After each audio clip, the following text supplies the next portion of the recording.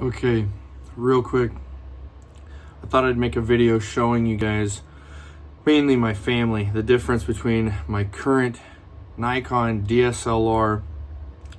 It's the mechanical, has the flip up mirror, the sensor behind it, all that working inside here. The thickness of this camera, just like this, with all the mechanical and technical stuff it's got inside it. It's got autofocus in the lens, works with this body. I can't explain that all right now. This is my brand new Nikon mirrorless Z6. So it doesn't have the flip up mirror and all that. It's just a direct sensor taken straight in through the lens. And it's got, I believe it's called IBIS, if I'm talking correctly, internal stabilization for handshake and stuff like that through the body. And it works fairly well. So I'm just gonna take it out of this sheath. I haven't messed with this since the day after I got home from the hospital. Put it right in here. So today is March 30th. We got in a wreck on March 13th. So I'm gonna save this video just for that purpose. Undo the snaps of this sheath I got for it. Man, I'm just so excited and so sad to see this thing right now. So here you can see the depth from like your eyepiece to the front of the body right here. The mirror is, or the sensor I should say, is right in there, right behind this lens where you hook it on. The sensor is huge compared to the camera I'm currently using. This is a 24 to 70 millimeters. So 24 to 70 millimeters is like, I don't know, a foot from your face to, I don't know, 50 feet or so. I don't know, I'm terrible at numbers, but that's a good guesstimate.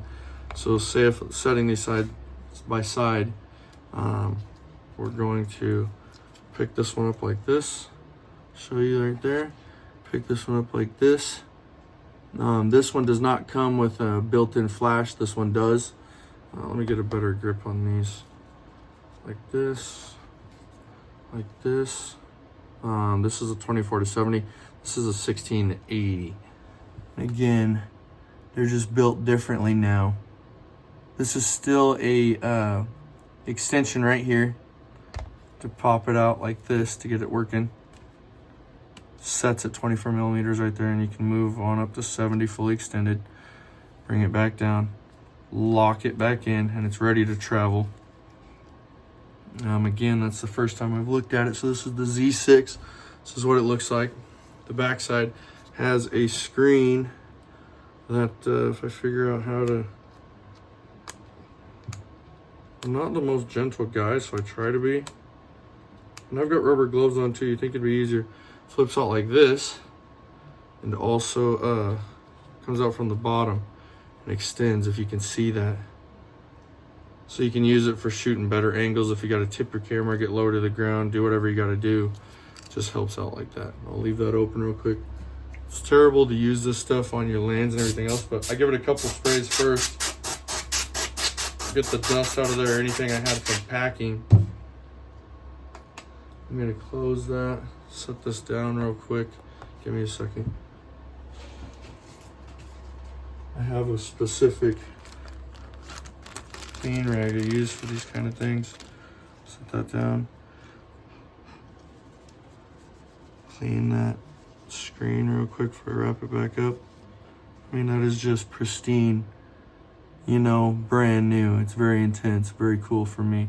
Really sad that when we got in that wreck, this camera took an ass whipping that was pretty severe.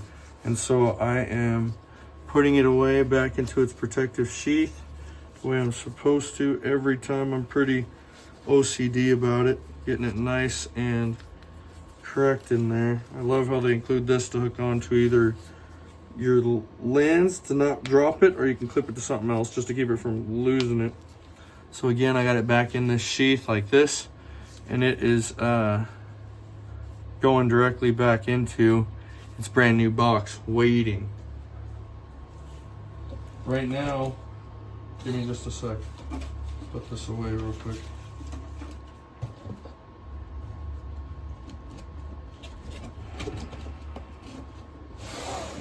really messes with me mentally. It's sitting here in this box just waiting, and yet I shoot with this camera, which is totally fine. It's older, but it is not that old. It's working fantastic, but there is just the smoothness of operation with the Z6 that will change everything for how I use my camera. But that's okay. This is teaching me everything I need to learn right now. Just like the gym, you got to learn the basics first before you can just jump into lifting 500-600 pounds. You got to learn how to move the bar first. And so I love that this is teaching me everything. The Nikon D7200. Danielle has the 7100. Again, today's March 30th. With the coronavirus messing things up, I don't want to say the government or the governor, one of those two, just put out another 4 weeks, I believe, of quarantine and lockdown on everything for businesses. So Nikon's doors, the repair center in LA where I send that camera, it's already been shipped there and back. So now it's home and protected.